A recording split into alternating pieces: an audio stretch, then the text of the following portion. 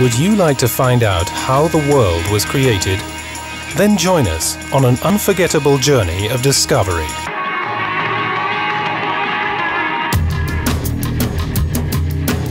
With the 15-minute big screen event Catching the Stars, the Bertelsmann Corporation will be presenting itself at the Expo 2000 in Hanover. Catching the Stars is a modern fairy tale, an unusual film experience about the peoples and cultures of this earth, and the unifying power of the media. During the next half hour, we'd like to show you the making of this film. We'll present you with the ideas of the creators. We're shooting a sensational and emotion-laden story that resulted in genuine cinema. And we'll be accompanying the team of director Niko Karo on its adventurous journey around the globe.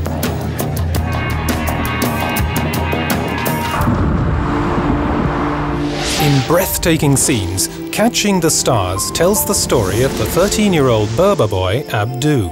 One night he sees a shooting star. This impressive natural event awakens a desire in him to learn more about the origins of the cosmos. What about the shooting stars? Shooting stars are the sentinels of the heavens and a revelation for whoever sees them. What about the shooting stars?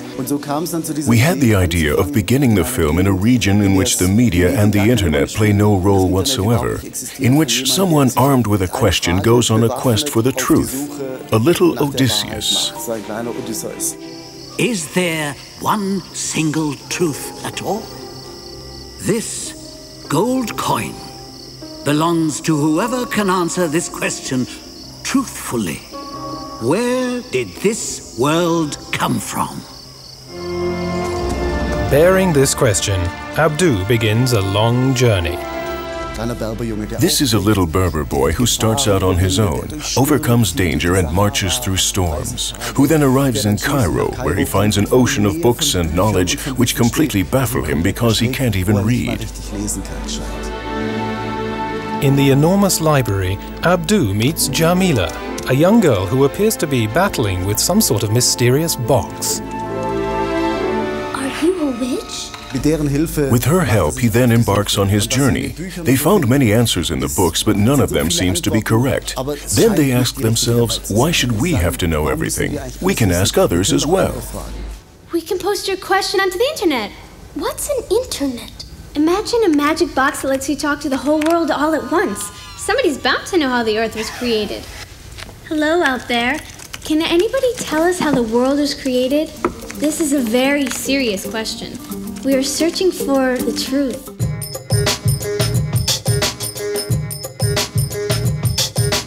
Hello out there. Who can tell us where the Earth came from? We're searching for the truth. It's about a little boy in Cairo who asks a question on the internet. How was the world created? And children from around the world answer him.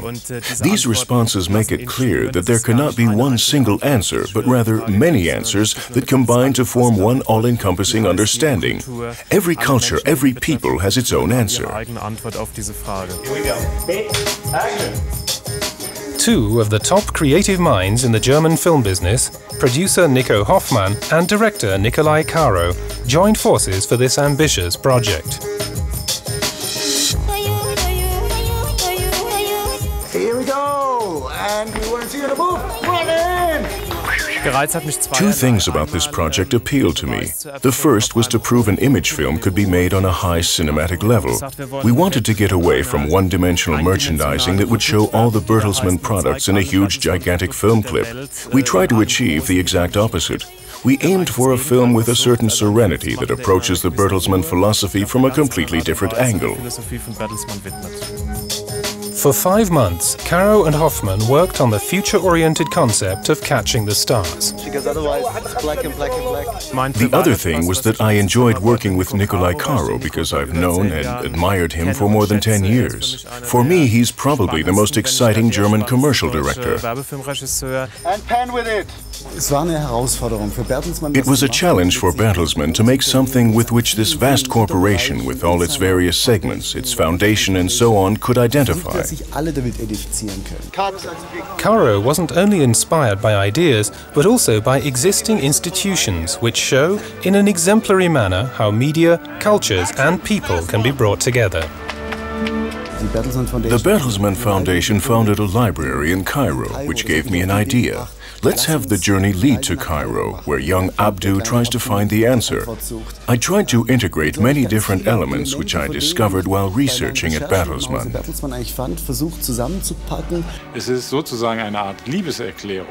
This is a kind of declaration of love to the media. On the one hand, we want to portray the development of media in a historical context and the significance of the media for the future. On the other, we want to draw attention to the status of the media within society. The entire media world can become something of a home. If you can use the media, you can create the feeling of being at home all around the world. The Internet itself has become the central switchboard for communication. Background, action. Back in first position, Abdu. Niko Karo is the only German commercial director capable of making an emotional connection to a product beyond the usual boring product marketing.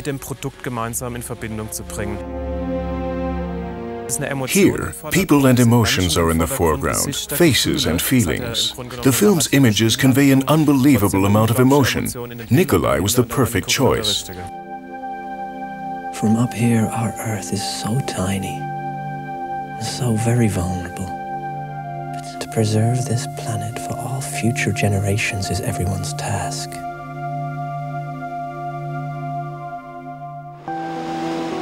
In November 1999, the first shooting for Catching the Stars began in the USA. In the following 3 months, director Niko Karo and his team traveled around the globe. This wasn't a vacation, but a real adventure, even for experienced team members. As important as the journey of discovery made by Abdu, the film's hero, is his quest for knowledge. Because the breathtaking film scenes are created almost exclusively on original locations, a 30-member team traveled to 4 continents: Asia, Europe, Africa, and North America. First stop on the Catching the Stars World Tour, the coast near Portland in the American state of Maine. A tough day at the beginning of shooting. A giant crane had to bring the camera into position outside a lighthouse. The whole scene had been depicted in detail on the storyboard of director Niko Karo. Karo watches intently on his monitor as the scene is set up. Considering the enormous dimensions of the project, the team is optimally prepared for shooting. We have a very clear concept as far as the visuals developed by Niko Karo are concerned. This concept is very good, and I want to digress from it and the storyboard as little as possible. That's why I want to follow the content of the storyboard right up to the last day of shooting.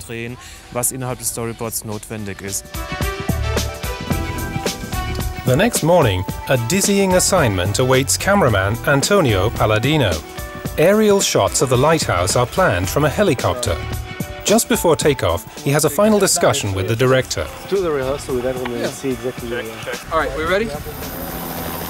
With the cameraman sitting in a precarious position, the helicopter lifts off and begins circling the lighthouse. Antonio Palladino's footage demonstrates he's got a good head for heights. A steady and very impressive shot.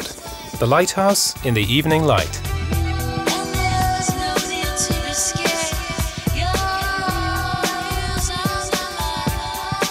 On the next day of shooting, the first interior scenes are scheduled. For Niko Karo, it's now all a matter of removing his young actor's fear of the camera. And action. Joshua. Oh. Mama's.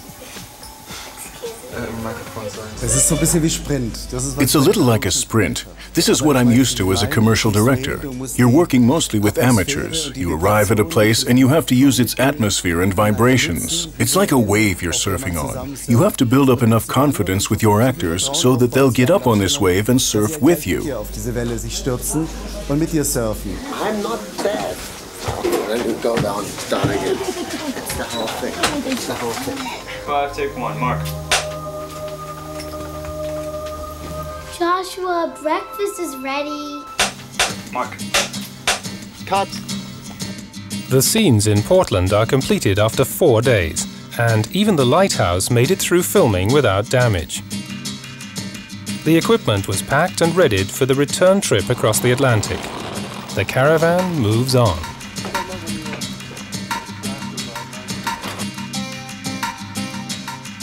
At the second location, near the Moroccan city of Erfout on the edge of the Sahara, a ritual begins which will be repeated often during the production.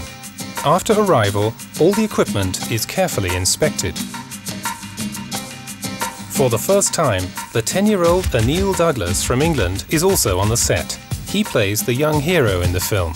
I'm playing a character called Abdu, who many think he's a desert sort of boy, very grubby and son of the desert, really. The London schoolboy is already a young professional in front of the camera. He claims he's never particularly nervous. No, I've done quite a lot, really. A lot of stage performances. This is probably one of my first ones in front of a real camera. Anil, I like you as a little stand-in here. Before the first slate, Anil has to be fitted with a saddle. Niko Karo wants to see whether the camel saddle for Anil and for the leader of the caravan is large enough. He seems skeptical. We'll see how big Amit is. Amit, you're too big. I'm too. Sorry. I saw it yesterday in the photo. Yeah. I tell Okay. I'm too big for this saddle. I'm too big for the camel. I'm too big for the camel, or the camel is too small for me. Yeah. But only a few minutes later, a solution is found. Rashid, a member of the local Moroccan team. He's exactly the right size. Niko Karo is satisfied. With those two, it looks all right. He's much slimmer. Now the proportions are correct. Normally I'm doing the art department since 10 years, and this time I had the opportunity to be in the other side of the camera. So it's another experience, other feelings. Anil is also having a few new experiences. For example, how to ride a camel and stay in the saddle. It's feeling okay, actually, because I've done it once before in Egypt on a holiday, and I've got used to the movements where the camel makes a weird movements. As so often during filming, the team has to get up early for the complicated scenes involving the desert caravans. Because the use of vehicles is forbidden, the team and their helpers have to drag all the equipment over the fine desert sand to the shooting location, a dune somewhere in the Erg Debi desert.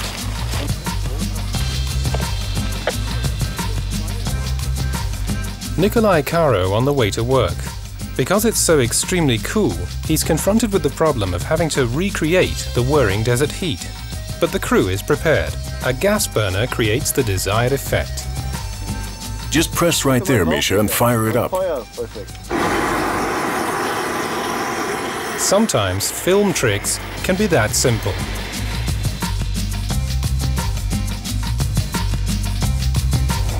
The most important part, concentration.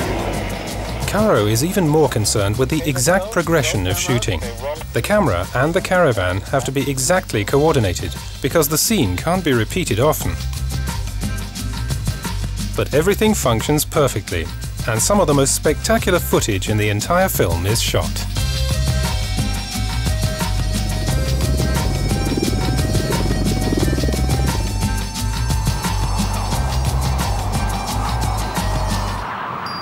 The team is even ready to simulate a sandstorm. Director Niko Karo coordinates the camera position one last time with cameraman Antonio Palladino before the two giant wind machines are turned on. Ready, guys? Here we go. Let's start the wind machines, please.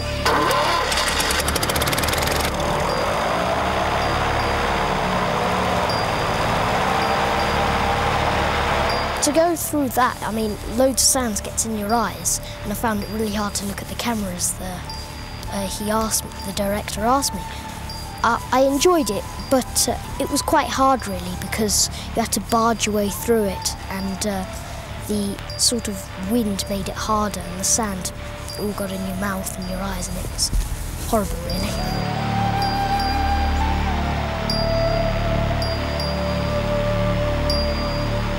It's a real challenge to maintain the necessary quality and keep up the motivation of the team at the same time. This is a group of people that is constantly working and traveling around the world to make this film, in which a powerful emotional story is supposed to unfold. In a production of this magnitude, it's almost certain that not everything will succeed at first try. Stubborn camels, or vehicles getting stuck in the sand, were some of the more harmless problems which had to be solved.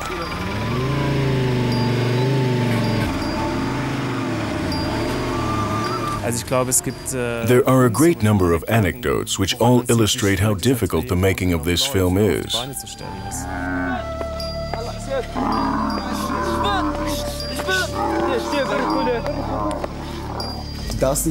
You simply can't lose your nerves.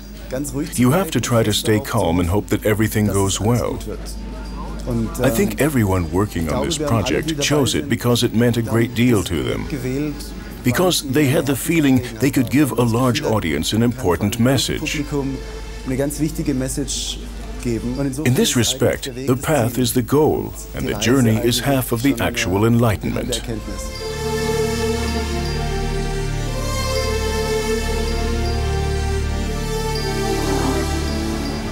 It's an adventure. You must constantly be prepared for the unexpected.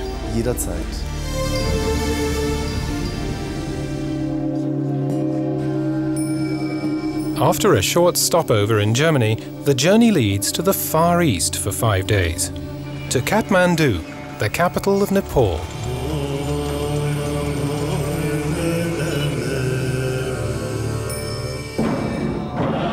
The location is an authentic Buddhist monastery. The leading characters there are 3 young monks, all named Lobsang. But they have to wait longer than planned for their first appearance on camera.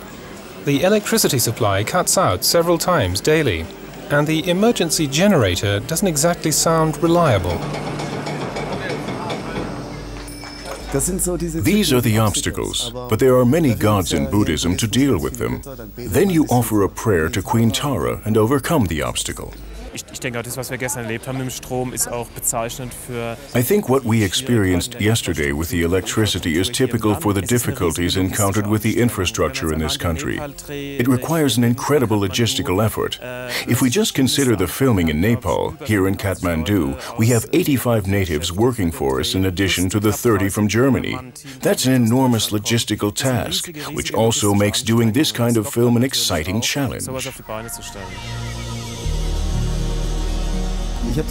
I have the feeling the entire project was under a lucky star from the very beginning, even if a day's shooting had to be cancelled as it was in Nepal because not a single generator could be found to supply the lighting with direct current.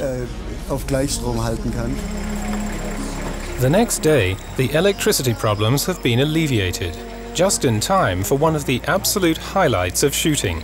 A high-level Buddhist holy man, a so-called Rinpoche, expressed his willingness to play a role in the film. As a greeting, the Rinpoche lays a kata around the shoulders of every team member.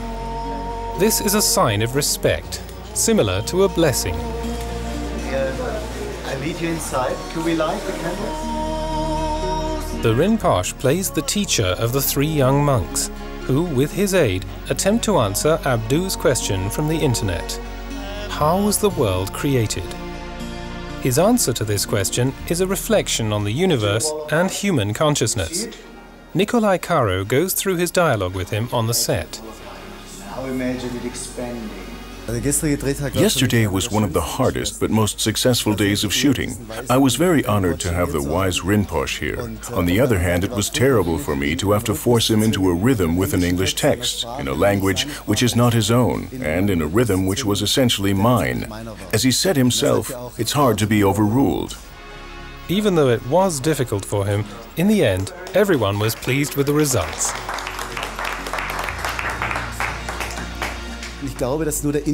I think only the indirect way leads to a really big success. If you are forced to overcome a hindrance, you can get much closer to the truth in the scene, with the actor, or with the expression. This whole universe is a dream. Its vastness is an indication of our unlimited consciousness, imaginable of light. Can you see it? Now imagine it expanding, quickly as a thought into eternity. Could it ever stop expanding? Never. After the scene with the Rinpoche, the next high point of the shooting, in a literal sense, followed. A helicopter flies a small team to a mountain monastery in an altitude of 5,300 meters. It was here they found a location at the foot of Mount Everest after a long search. I'm glad we're able to use several Russian helicopters to access a border area from the Nepalese side in which we can film. Because of the Dalai Lama controversy and the religious motifs we've set in the film, the Chinese refused to give us permission to film on their territory. Okay guys, you ready? And action! We only had one chance to find the location at the foot of Mount Everest, and there it was waiting for us. It was beautiful and changed the whole film. It was a small, isolated mountain monastery, which was much closer to the original idea we had for the film.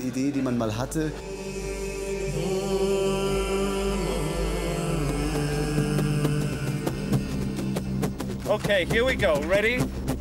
After a short stopover in Berlin, the Catching the Stars team returns to the African continent for the last leg of shooting.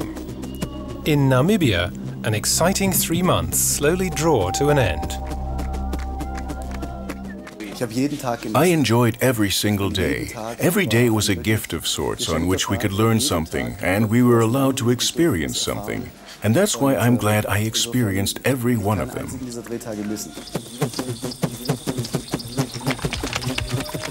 Abdu's appeal for help reaches a young researcher in Africa. She also tries to find an answer to the difficult question.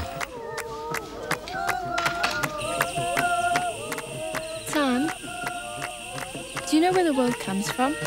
I know someone who will know. An authentic exchange between people and cultures. The internet makes this possible too. To transmit this thought positively, to ask how can the internet connect the world and contribute to an exchange between cultures.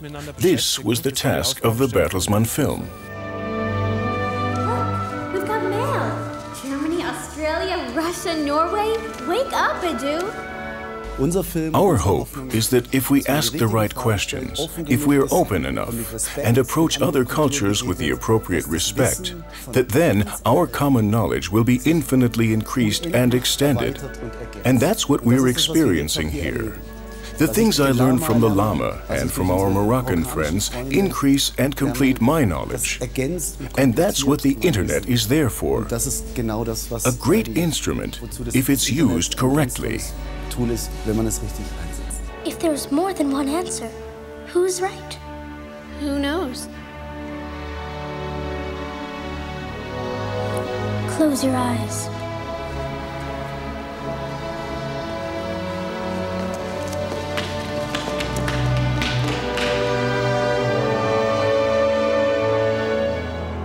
Catching the Stars is a fairy tale journey of discovery, but it's also a very precise film concerning the thought processes and cultural expressions of various countries and peoples. The internet is the central element of a communication medium able to unite nations. The viewer feels the power that the media can exert: openness, tolerance, and a deeper sense of understanding.